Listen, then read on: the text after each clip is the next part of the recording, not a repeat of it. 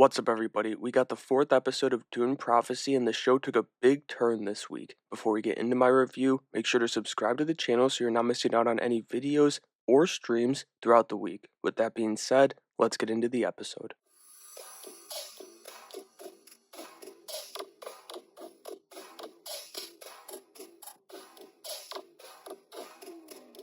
This week's episode got off to a great start with the Bene Gesserit acolytes all having nightmares, and it's very similar to what Valia actually did in the prologue of the show. It felt like and ended up being the start to a great episode. Then we got to the negotiations with House Harkonnen as Valia reconnects with her family. The use of their Truesayer abilities and Valia being haunted by the whispers of her family were a great touch on this scene too, continuing this episode's strong start. That strong start continued into the Emperor's storyline as his family is being torn apart because of Desmond Hart. I love this aspect of the episode as Mark Strong is truly at his best when he's putting his fist down as the Emperor, but he's also incredible in his scenes with Hart, and we got a couple of them in this episode. We also got, and don't let this take away from the fact that this was a great episode, but the scene with the rebels making their black market deal made it click in my head that,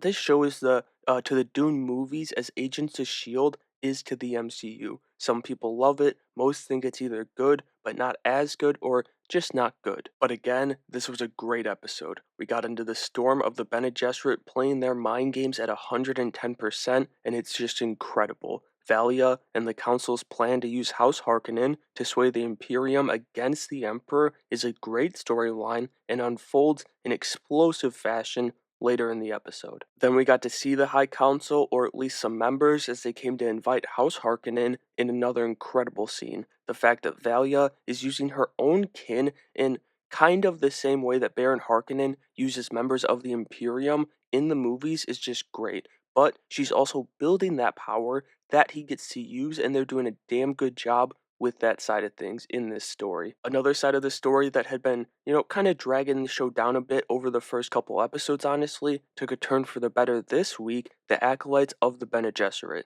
This scene with Tula getting them to draw their nightmares from the start of the episode was really cool, but, I would have liked to see those visions again as they were kind of quick at the beginning. Anyway, another strong point has been the Empress working behind the Emperor's back with Desmond Hart, and we got more of it this week. It was actually revealed that she leaked the rumors about the boy's death, which was a crazy twist on its own, but then she gave Desmond Hart essentially a hit list. And when he's giving the orders to the Imperial Guard, it's a hilarious operatic performance that gave me a good laugh. Then, we got a good scene between Valia and Michaela for both actresses. I've been enjoying Valia utilizing her power in the Bene Gesserit over her underlings as she pushes forward on her mission. Also, there was a drawing Tula, and this is back with the Bene Gesserit at their headquarters, was looking at that kind of looked like Lisan Gaib, Timothy Chalamet, with his blue eyes when he's got his face all wrapped up in the desert.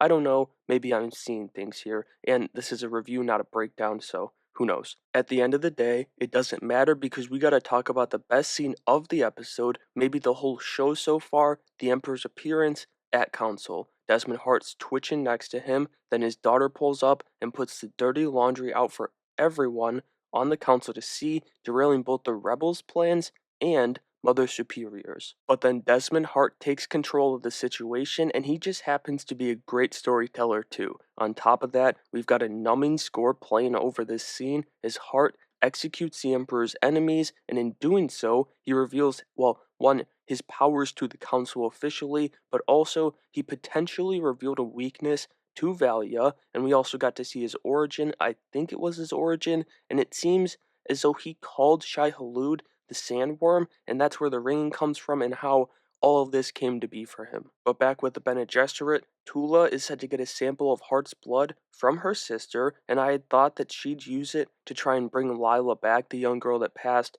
last week or 2 weeks ago. But she won't need to because Lila has already been reborn, and maybe without the Shai-Hulud sandworm element, she'll master the powers where Hart can't because of that ringing or disturbance he gets. I don't know. I think it could be a pretty interesting aspect as the Emperor is now 100% in on Desmond Hart, being his agent of chaos. The episode closes out on an incredibly strong note as Valia takes her uncle out of the equation, or more so, just lets him die, and then Michaela agrees to shapeshift for her, seeing the struggle of returning home for Valia. That shapeshifting looked a bit weird, not in a good way, but I continue to enjoy watching Valia building the foundation for what House Harkonnen will become. I gotta say, that was the best episode so far. Every storyline from Valia to Tula to the Emperor and Desmond and all the connections were hitting this week. Not to mention Travis Fimmel just dominating another episode